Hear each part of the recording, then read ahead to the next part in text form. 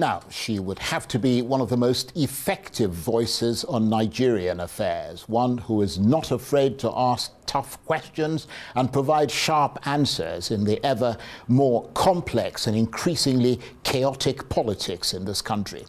From her role as Vice President for Africa in the World Bank to her job as a minister in the Nigerian government, from her anti-corruption fight as one of the founders of Transparency International to her battle to free the Chibok girls in the Bring Back Our Girls campaign, as well as her foray into the exceptionally unstable world of Nigerian politics as a presidential candidate. No one can deny that OBY EZEKWESIRI has participated directly and has been on the front lines in many of the most dramatic developments in the past 20 years here in Nigeria.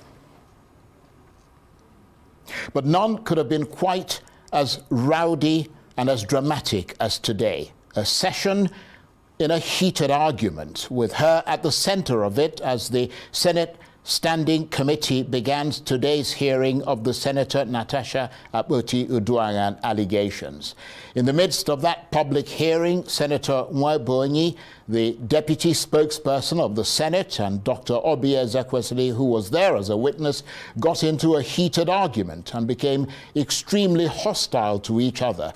A hostility that eventually degenerated into a shouting match, with both sides raining insults on one another. I'm joined now in the studio by the former presidential candidate and former Minister of Education, Dr. OBY EZEKWESIRI, who is also a former Vice President of the World Bank, co-founder of Transparency International, co-founder of the Bring Back Our Girls campaign, and currently founder of the School of Politics, Policy and Governance here in Abuja. Thank you very much indeed for coming in. Thank you very much, Charles. And I understand you had a pretty rough day. No, I didn't have a rough day. You have my apologies I didn't for have that. a rough day. Actually, I think that what happened today was very important. It was important for Nigerians to see the kind of things that could be happening in public institutions where people with some measure of power abuse that power. Okay, let me ask you to hold on, because I'm told that that clip is there now. Let's take a listen. What is that? Respect yourself? Will you shut up and get him out? Smell him out. Shut up. Smell him out. Look like a dog. Look at you. Big fool. Fool at 70. Fool at 70. How can you talk like that? I've been a senator. I take exception to a senator. Why are you talking to me like that? You are a disgrace to the Senate. You are an insult to womanhood. You are an insult to womanhood. And you are here to tell the world that you have not changed. You cannot violate you are here to my tell the right. world that you have not changed. You are. At 70, you have not changed. You are a And we're happy to take it. I will not You take are it. a scoundrel. I will not take it. To insult. That is why you can never be here. People like you can never be here. People like you can never be here. How can you be? How can you be a fool? I'm not a hooligan. You are a hooligan. You are a hooligan. So you will be. Mr. Chairman. Mr. Chairman. The Senate committee Chairman of the committee. Chairman of the And you say I should keep my mouth shut. Who are you to say so? Chairman. Who are you to say so? Chairman. Who are you? Okay, officer. And you refuse. Chairman of the committee. Mr. Chairman, sir. Mr. Chairman, sir. You are here to disturb Mr. Chairman, sir. Chairman of the committee. Mr. Chairman, Chairman of the committee. Mr. Chairman. Chairman of the committee. Chairman of the committee. Chairman of the committee. Hello. Chairman of the committee. Hello. Chairman of the committee. My distinguished colleagues and the petitioner and those who came to defend the petition. I am Senator Dike Plan. I move a motion that we adjourn this meeting because...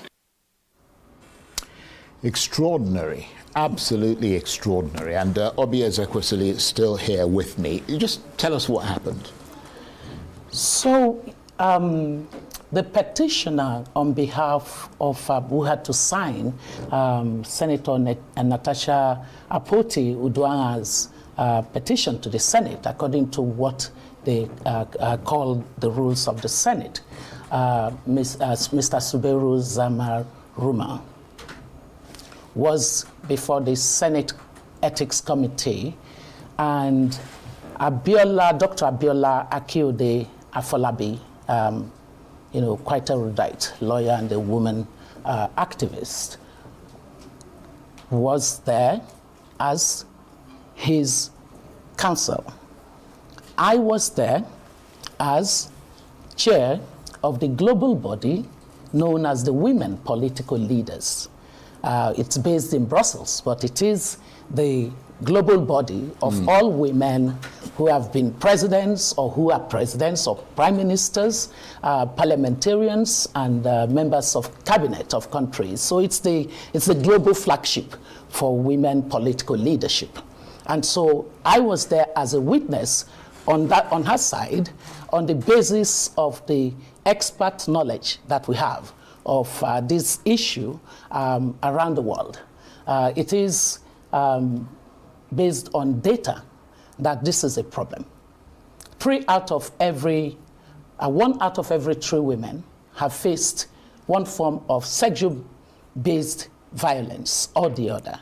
And so a lot of countries are paying serious attention to it because it is quite inimical to society. And so in that regard, the petitioner, when we got there and he and the witnesses were given a seat, then the petitioner started by saying that he had objections on the basis of which he wanted the Senate committee to consider his objections before he would go ahead and engage on his petition. And the Senate committee said, according to the rules of the Senate, we're not here to listen to your objection. We are just here to listen to the petition you wrote. You're the petitioner. It was a long... And this was somebody who seconded the petition, is that right? Because, So, I mean, obviously... according to their rules... She signed, I mean, she submitted the petition. She wasn't there. But she can't sign. Yeah, he seconded So he right, had to sign it. So on the basis of that, there was a lot of rigmarole, and all the senators were doing in that committee was doing everything to let us know that the rules would make it difficult for the right of a citizen who was saying that, number one, I object on the basis of the fact that members of this Senate, especially the chair, had at various times already taken public positions on the petition of my senator. I am her constituent, and I feel injured by what has happened.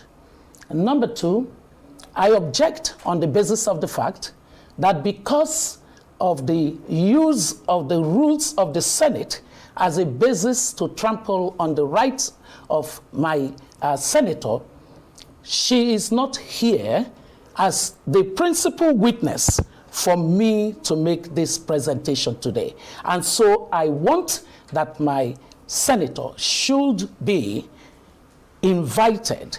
But because you have violated her constitutional rights, ruled against the law, the judicial precedents where a senator cannot be suspended by the Senate for 6 months, I don't have her here.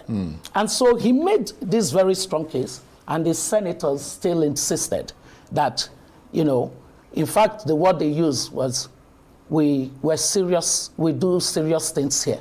We don't have time for unserious things. At which time I had my hand up and I said, I actually think that that's a wrong use of word. We are not unserious people. And this is a serious matter. And,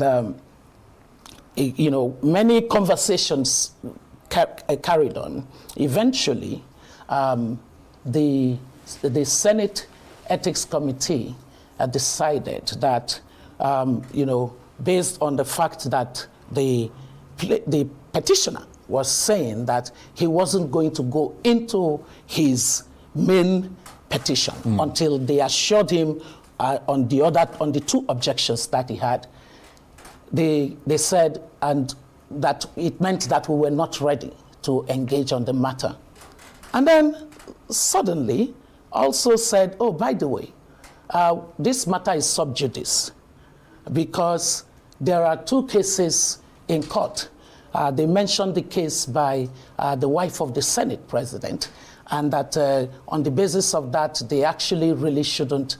So it was at that time that Dr. Abiola said, then what was the basis of... Yeah, what's the point of being here, of convening this hearing? And while all of that was going on, then this senator, whom I will not acknowledge by mentioning his name at all. Well, his name is Senator Nwaiboy. That's okay. But, he then said, well, if they are not serious about giving any testimony, I am here representing the Senate president as a respondent, and that I am prepared to speak because, we can't continue with this.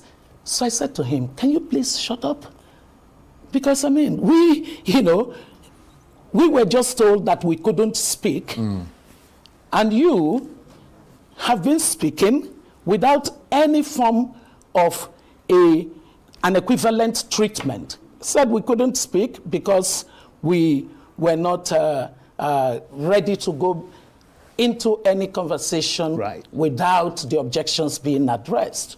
So when I said that, So let me just get this. You said to him to shut his mouth. Yes. And that was what provoked the Senate. He was already provoked. Right. He was already provoked because he spoke. But he went from being a spark of a tinderbox into a roaring flame. Precisely. So he was already provoked by the fact that he felt we were not serious. Right. He said, in fact, part of what inflamed it was that the petitioner then said, oh, by the way, it is this senator that made a lot of statements about my senator and in words that were not complimentary. So already he was charged. And so on the basis of that, when I said to him, we're talking, so just, hold your peace. Yeah. He fled and then began to release all that he released, showing the kind of level of indecorous personalities that we do have within our public space.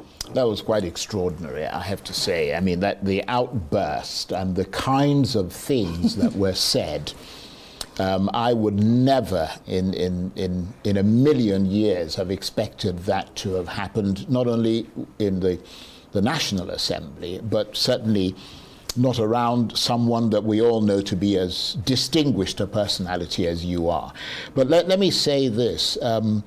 Charles, before you say that, sure. Because it's important that you said what you said. You know what? This is what women go through largely when the camera is not on in some of our public spaces. The culture of silencing the woman who wants to say, what has been done to me is not proper, is one that has attained a pattern of behavior. It was that pattern of behavior you saw on display. The only difference is that cameras could pick it up. So I want to use this opportunity to say that this I consider to be one of the distractions that the Senate wants for the purpose of ignoring the persistent call that what Senator Poti Uduaghan needs is fair hearing.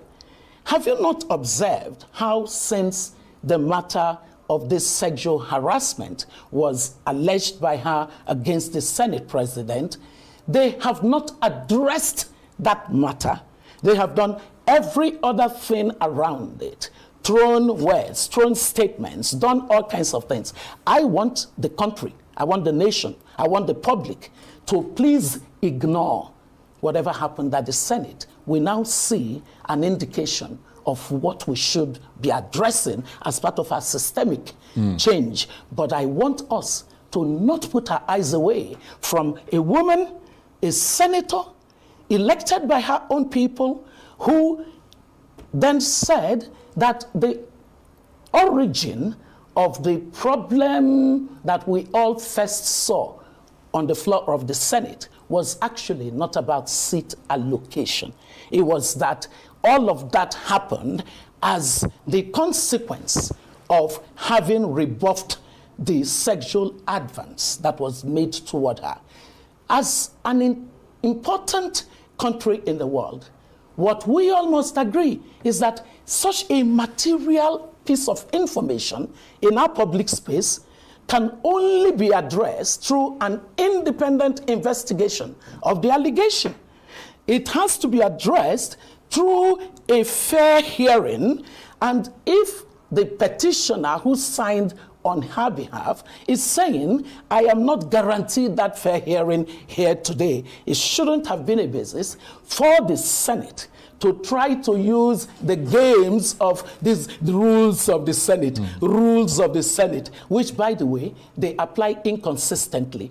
The rules of the Senate are subordinate to the Constitution and the laws of the land. Right. So today we saw a repeat of what happened to Senator Natasha Apoti when she dared to use the process of the rules to say, under Order 10, I have to be heard. Unfortunately, a lot of people, in spite of your call, will focus on what happened today because, I mean, as much as it is shocking, it is to a lot of people some form of perverse entertainment. So they will sort of take it on. But the hope is that in the process of taking it on, it'll draw attention to the point that you were making, which you say is the tip of the iceberg when it comes to the way that women are treated. And unfortunately, you didn't actually get the opportunity to do what you came there to do today. Well, you know, they had a destination and wanted to get there. The most successful thing that we were able to do today is to not allow them railroad the petitioner on behalf of Natasha into a kind of organized process that would lead to them saying, we find what you're saying to not match any standard of evidence. But I mean, and they've adjourned till when? Well, you have to have been there, because what they said is that they cannot touch the matter any further because it has gone to the courts. Now, what has gone to the courts? What they have done is to make Senator Natasha now a defendant on a case filed by somebody she never mentioned in the course of her allegation against the Senate president. So you can see clearly that what the Senate has basically decided to organizationally do is to silence this woman permanently and to dismiss the issue that is so important for our democracy to address as if it were just an unserious matter, which was why they started off by telling us that we don't do unserious And do things. you think they're likely to succeed in that quest Well, that you allege? I believe that as much as the Senate has grossly violated the Constitution, almost in a habitual kind of way, by simply not respecting that Senate rules are, the Constitution and the laws of the land are higher order than their internal rules. You know, in the United States, they have Senate rules, but the United States Senate does not consider the Senate rules. The rules are rules to guide the way they do their business. There is no way that rules can become superior to the Constitution and the laws. So what we saw was basically a determination to shut us down by saying you are, in fact, they used it, they said exactly that. And it was, it was in a conversation. The person who, there were different degrees of the behavior of the senator, the senator today. There were different degrees of it coming from different senators. There were some other senators that were, very, very professional in the way they responded to our dialogue. But what became very obvious is that the idea that we as a people are so easily swayed by the superior powers of the people that hold the levers of authority in our public institutions. And people that needs who to end. Voted in by the people, ostensibly. Well, I'm glad you used the word ostensibly, because I would be surprised if we did a proper audit of our electoral process and our elections, whether the number of people who would come out clean as having been voted and therefore holding the legitimacy of the citizens is actually significant, as we would hope. But one person whose legitimacy we are not in doubt at all about? It is Senator Natasha Akpoti-Uduaghan. Meanwhile, there's a recall petition against her from some of her constituents. Yes. I mean, whether it's orchestrated or whether it is something else, we don't know at this point. But I wonder if you've been in touch with her and what her sort of mind frame is at the moment. I find that young woman heroic. She simply is the example of what we need our daughters to be in terms of having a very clear mind on seeking for the justice that is due her. She is not a shrinking violet by any description. So Natasha has vowed that she has to fight on until she is heard properly according to the rules of the rule of law. She believes that what has happened is that she's been made victim many times over. Now, for us, as reasonable citizens, we don't know the veracity of what she alleges. I have been persistent in saying that. But what we all agree, as reasonable people, is that she made an allegation. They must be investigated. They must be independent. And to be seen to be fair. In fact, we said, let there be an independent investigation accompanying the session. In fact, what her petitioner asked, a very important part of it, was that they needed to constitute a panel, a committee that would focus on this because it is an extraordinary situation. They don't have, the committee that would have done this has smeared itself in many ways by taking the public stance of not investigating, yet saying you are lying. What you're saying is not credible, or we don't believe you. Shut up.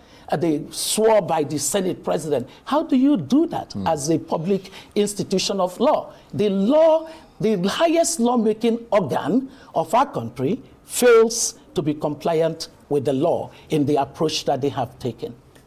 So how do you think, I mean, she said, as you pointed out there, that she's in it to the end. In other words, she's going to fight to the finish. Beyond that, which people often say in sort of public arena, because obviously they do feel aggrieved enough to take the fight all the way to the end. I mean, do you think this disagreement can be resolved in any other way? This is not a disagreement. this is a serious allegation. I understand that. Yes, and I believe that. But in other words, if there is some kind of, because I mean there is an allegation which is at the heart of it, but on top of that allegation, there've now been various disagreements, and if that can be resolved to create a more conducive environment for those allegations to be properly investigated, I think that's what I'm. Yes, I get that.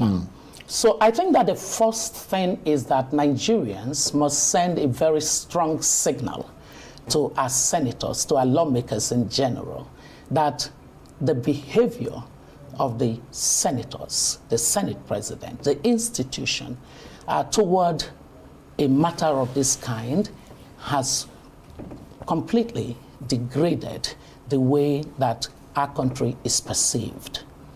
And that, therefore, we as a people are saying, do the right thing. The right thing, you have to stop punishing a woman who has made an allegation against the leader of the Senate. You must stop that. You must immediately recall her from the unjust suspension and all the punishment, including saying she cannot be around the National Assembly. How do you then call the petitioner, who is a man in her constituency, who based on your rules had to sign for her? He's the only one in that sense that could be speaking to the matter. Then this citizen with constitutional rights, with legal precedences supporting him, says, I don't think I'm going to get fair hearing for my senator here if she is not here with me. But you suspended her on the basis of rules of the Senate. Citizens have to say to the Senate, we are a constitutional democracy. We cannot, the moment we all agree that everything that happens concerning the Senate of our country is on the basis of their rules. Right. We know what we're doing. We're setting up our democracy and our country for disaster. We're almost out of time, but I mean, beyond the Senator Uduaghan thing, which is obviously central in many ways, I mean, given what happened today, this altercation between yourself and the senator, do you feel diminished by it? Excuse me. Oh my goodness. You're talking to OBY EZEKWESIRI. You know, the good thing is that God has been amazing in my life. I have such a pedigree that the rest of the world, looking at that which happened in the Senate today, will definitely say they do have a problem with the matter of protecting the rights of women. They have a problem with protecting the rights of their citizens. That Nigeria does have a problem with abuse of power. Because what you heard that senator saying is, he's a senator. He's a senator? My goodness. Charles, there is no way that anything that senator said can be even a speck on the credentials that I have had. The matter of the senators acting with such impropriety, acting with such level of absolute savagery, should be something that our society wholesomely, as a whole, we must condemn. I agree, and I should say indeed.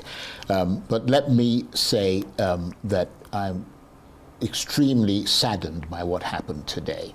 You don't have to be. I'm glad that you came in to talk to us about it. Dr. OBY EZEKWESIRI is a former presidential candidate, former Minister of Education, former Vice President of the World Bank, co-founder of Transparency International, co-founder of the Bring Back Our Girls campaign, and currently founder of the School of Politics, Policy and Governance here in Abuja. May I make a request of you, Charles? Sure. Even if any other person in the media looks away from the matter of justice for Senator Natasha Apoti Uduaghan, you must not do that. because it matters that at pivotal moments like this, we do not think that it is just about Natasha. It is about the structural, systemic issues, the barriers that are raised to keep women shut away from the development of society. Meanwhile, evidence suggests clearly, it's evident, that countries that have paid attention to representation in governance by their women are the ones at the top of the economic league table. Right. So any Nigerian that cares about the prosperity of Nigeria must understand that we can't go against evidence. There's no exceptionalism about our country on that. So all of us must insist that this matter will have to get its day properly within the realms of all that our Constitution and our laws require. Well, speaking as a member of the Arise team, I shall say, let whoever it is do their worst, and we will do our best. Good. Thank you very much indeed. Thank you. Good to see you again.